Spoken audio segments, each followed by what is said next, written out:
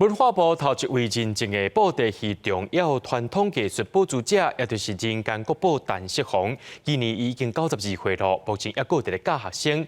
伊毋但会晓搬布袋戏、念戏红啊，这戏服务啊，拢会晓做。即马伫屏东有一个陈锡宏特点，拢是老师规世人的心血，带观众朋友做伙来看。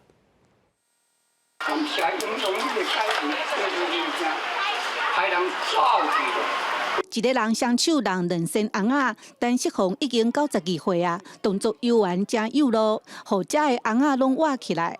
伊是文化部头一个认证的布袋戏传统艺术保存者，又阁是重要文化资产保存技术的保存者。毋过看到布袋戏渐渐要无去，国宝级的师傅一直咧牵学生。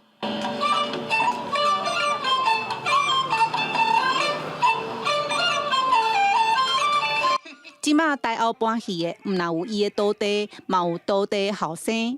布袋的物件真歹学，我看角色看偌济，不但敢若声哦，连遐红仔的即个行路共款哦，所以讲我咧请啊，拢甲人无共款，安怎无共呢？